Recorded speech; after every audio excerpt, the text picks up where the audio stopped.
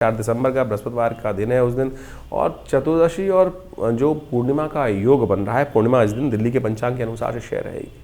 और साथ साथ आपकी राशि के दृष्टिकोण से आपकी राशि में एक बहुत बड़ा योग बनता दिखाई दे रहा है। ऐसे में आपकी राशि के दृष्टिकोण से यदि हम देखें तो ग्रहों का योग दिखाता है कि मन का स्वामी उच्च के पद को प्राप्त करने के योग बना रहा है। चंद्रमा इस दिन वो विशेष तौर पर आपकी राशि के दृष्टिकोण से जो योग बना रहा है वो बड़ा पूर्ण का है, पूर्ण शक्ति के साथ है। लेकिन आपका मन जो है थोड़ा सा कहीं ना कहीं जो है वो फंसा हुआ है।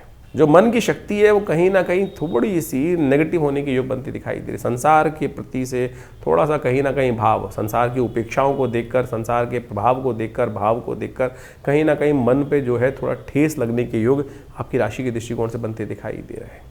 इसलिए मन को साधना पड़ेगा इस वक्त ग्रह नक्षत्रों के दृष्टिकोण से।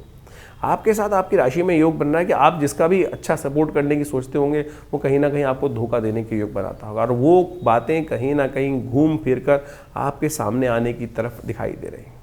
तो मन को थोड़ा साधने का आपको प्रयास करना चाहिए। आज थोड़ा हो सके तो चांद की रोशनी में थोड़ी देर बैठें, हो सके तो ओम नमो भगवते वासुदेवाय, ओम नमो नारायणाय, इस मंत्र का जप करने का प्रयास करें उस चांद की थोड़ी रोशनी में, थोड़ा घूम लीजिएगा। ये सबसे श्रेष्ठ उपाय है।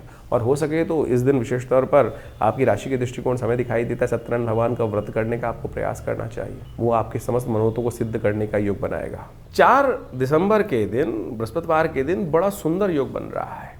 इस दिन पूर्णिमा का पुण्य भी है, लेकिन पूर्णिमा क्षय है, तो नए कार्यों के लिए तो दिन अच्छा नहीं दिखाई देता। लेकिन सत्य माने ये तिथि बहुत महत्वपूर्ण है। इस दिन पूर्णिमा क्षय तो है, लेकिन ये अन्नपूर्णा जयंती है। साथ साथ विशेष तौर पर ये षोडशी त्रिपुरा सुंदरी भगवती की आराधना की जयंती का सुंदर अवसर भी है। तो इस दिन षोडशी जो त्रिपुरा सुंदरी भगवती हैं उनका सुंदर स्तवन करने का, जो भागवती का दुर्गा सप्तशती के अंदर जो 11वें अध्याय के अंदर उनका ध्यान आया है, सुंदर रूप से भगवती का ध्यान कर उनका पूजन अपनी मनोकामना सिद्धि के लिए।